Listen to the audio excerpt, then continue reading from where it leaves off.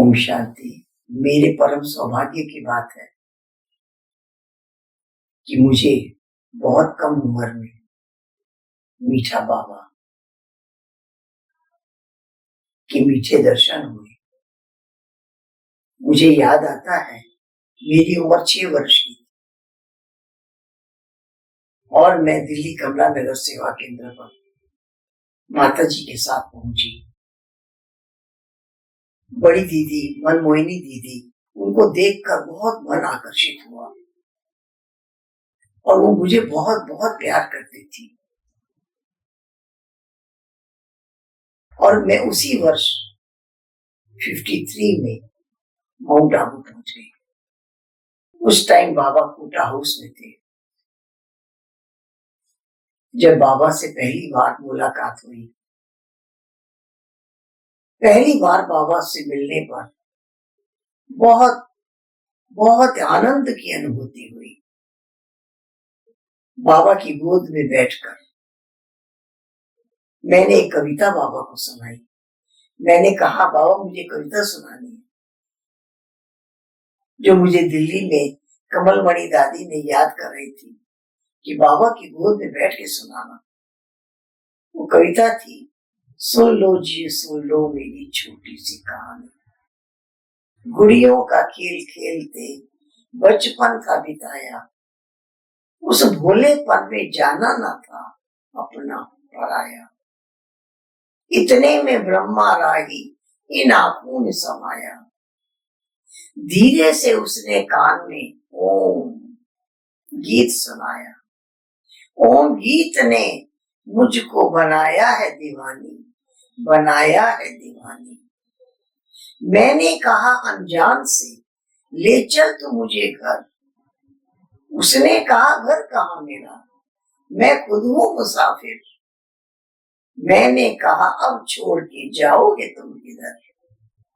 जिधर था वो चल दिया, मैं भी उधर चली।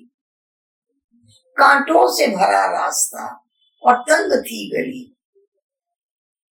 जब रास्ता तय हो चुका, दुनिया नहीं मिली। फिर फूल बनकर खिल उठी ये मेरी जिंदगानी। सुन लो जी सुन लो मेरी छोटी सी कहानी। ये मेरी बाबा से पहली मुलाकात थी। बहुत बहुत बाबा ने मीठी दृष्टि दी, बहुत प्यार, प्रभु प्यार मिला, वो शक्तियां भर गई और बाबा के साथ साथ रहने का मौका मिला। धीरे धीरे जल्दी जल्दी बाबा से मिलना होता रहा। एक दिन की बात है, मुरली बाबा की चल रही थी और बाबा ने मुरली पूरी होने के बाद मुझे बुलाया अपने पास और बाबा ने कहा, आज जो मुरली चली है इसको भाषण की तरह लिखकर बाबा के कमरे में 10 बजे आना। उससे पहले मैंने कभी कुछ लिखा नहीं था अपने हाथ से। उस दिन मैंने बाबा की मुरली के रक्षाबंधन से संबंधित महावाक्यों को भाषण की तरह लिखा और बाबा के कमरे में 10 बजे पहुंच गई। बाबा ने कहा, पढ़कर सुनो। मैं पढ़कर सुनाने लगी। मैंने क्या लिखा है इसमें भी बाबा का ध्यान था और मैं कैसे बोल रही हूँ इस पर भी बाबा का ध्यान था। सुप्रीम टीचर, बहुत ध्यान से बाबा ने सुना और बहुत महिमा भी की। अच्छा लिखा है, अच्छा बोलती है।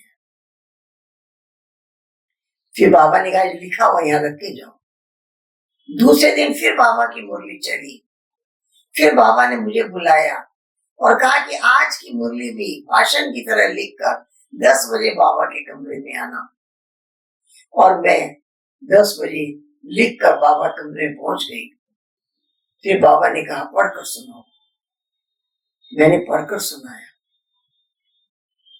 बाबा ने सुनने के बाद कहा, बच्ची आज रात्रि क्लास में भाषण करता हूं, बाबा आके सुनेंगे। फिर मैंने रात्रि क्लास में भाषण किया, बाबा ने भी सुना।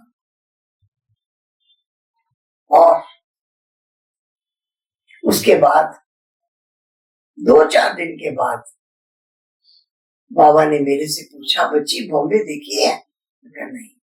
जाओ बॉम्बे घूम कर आओ।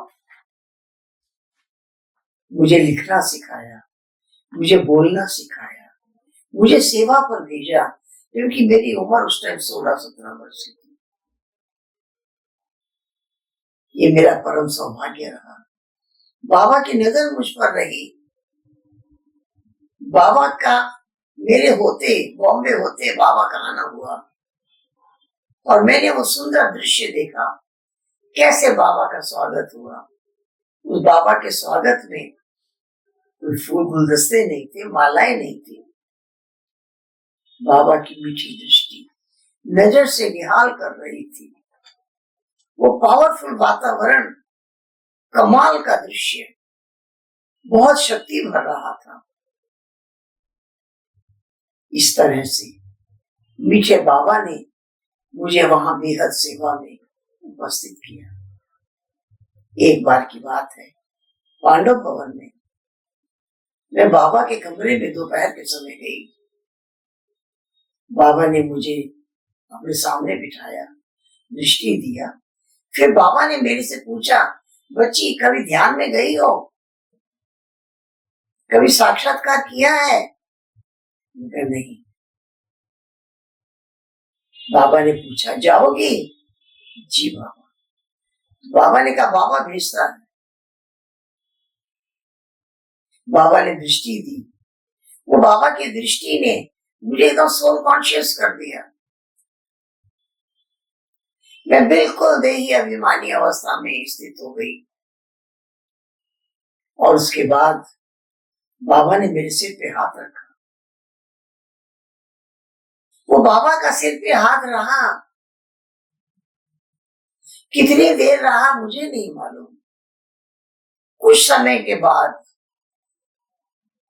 मैंने अपने आप को वतन में देखा। मैं वतन का नजारा देख रही थी।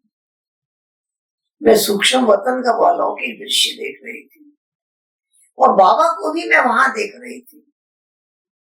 बाबा मुझे चक्कर लगवा रहे हैं, सैर करा रहे हैं। बाबा मेरे से बहुत मीठी मीठी बातें कर रहे हैं,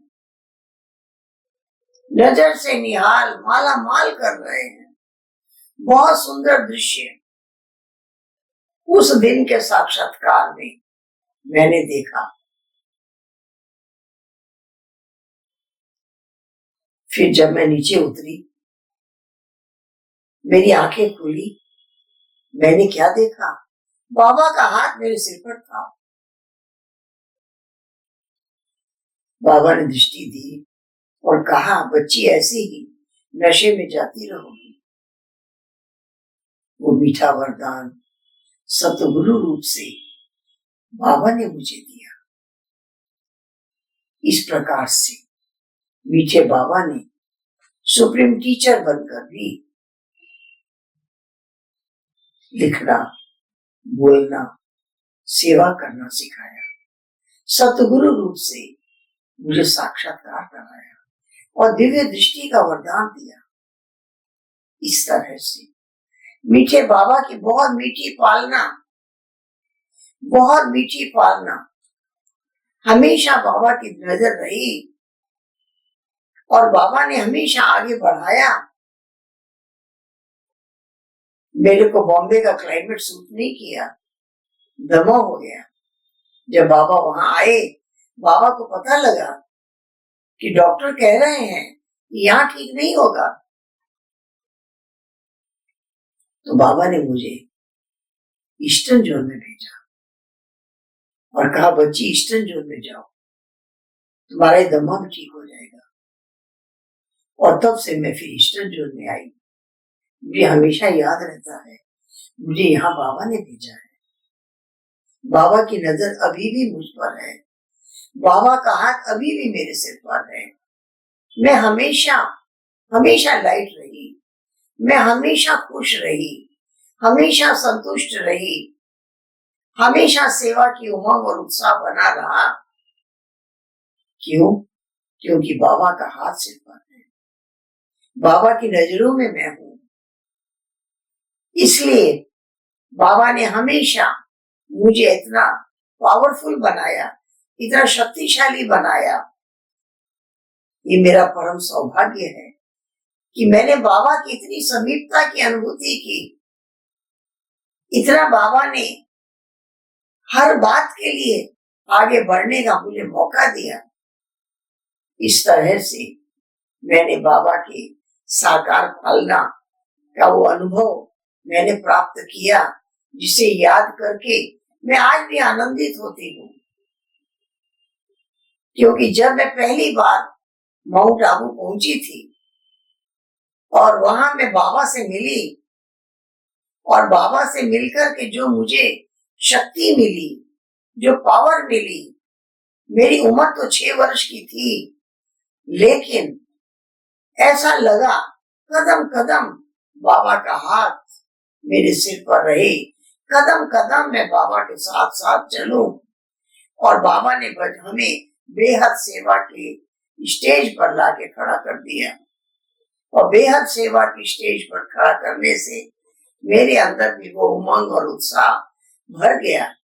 और जब मैं बिहार में आई और यहाँ भी मेरा दमा ठीक हो गया, अपने आप ठीक हो गया, और सेवा का उमंग उत्साह ऐसे बढ़ता रहा जैसे बाबा अभी भी मेरे सन्मुख हैं और अभी भी मुझे गाइड करते हैं।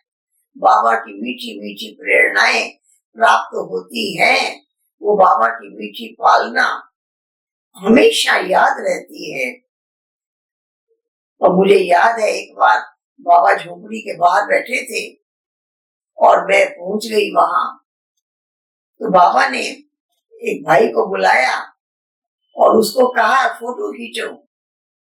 बाबा मौसमी के पेड़ के नीचे बैठे थे, कहा मौसमी आना चाहिए फोटो में, तो उसने फोटो खींचा। उसके बाद बाबा उठकर खड़े हुए और बाबा ने कहा अब इसके साथ फोटो खींचो। तो मैंने देखा बाबा ने अपने साथ फोटो भी खिंचवाया, मुझे सेवा पर भी भेजा और मेरी तबीयत का भी ध्यान रखा और मुझे बॉम्बे से वापस ईस्टर्न जोन में भेजा। तो मैंने देखा जैसे बाबा साकार में इतना ध्यान दिया, ऐसे अव्यक्त रूप में भी बाबा का इतना ध्यान मुझ पर है। एक बार की बात है कि अव्यक्त बाबा से मिलने के लिए मैं बहुत समय तक बैठी रहती थी, लेकिन बार बार अनाउंस हुआ कि आज कोई स्टेज पर नहीं आएगा, तो मेरा मन नाराज हुआ।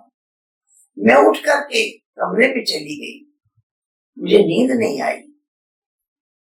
बाबा रात भर रहते थे, पूरी रात सुबह तक। 2 बजे मैंने स्नान किया, तैयार हो गई और मैं फिर हॉल में पहुंच गई। मैं थोड़ा 4-5 लाइन पीछे बैठी।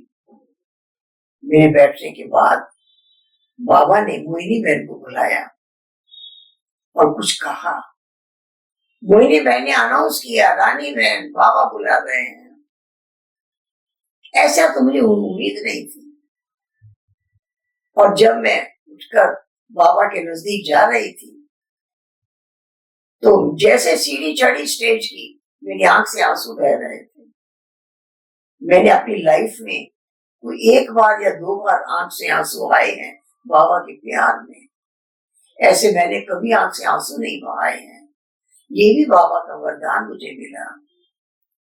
बाबा ने वरदान दिया है कि बाबा को रोने वाले बच्चे अच्छे नहीं लगते। मैं बहुत छोटी थी, एक बार ऐसे ही बाबा ने मुझे कहा, बच्ची तुम जानती हो बाबा को रोने वाले बच्चे अच्छे नहीं लगते। और कभी भी मेरी आंख से आंसू नहीं आए। और जब कभी 1 बार या 2 बार मेरी आंख से आंसू आए, बाबा के प्यार में आए। उस प्यार ने, उस आंसुओं ने मेरे उस प्यार को और बढ़ा दिया। इस तरह से मीठे बाबा के मीठे वरदान साकार रूप में, अव्यक्त रूप में और आज भी उन वरदानों की पालना मिल रही है, शक्ति मिल रही है, साथ मिल रहा है, सहयोग मिल रहा है। इस बात की मुझे बहुत बहुत खुशी है। ओम शांति।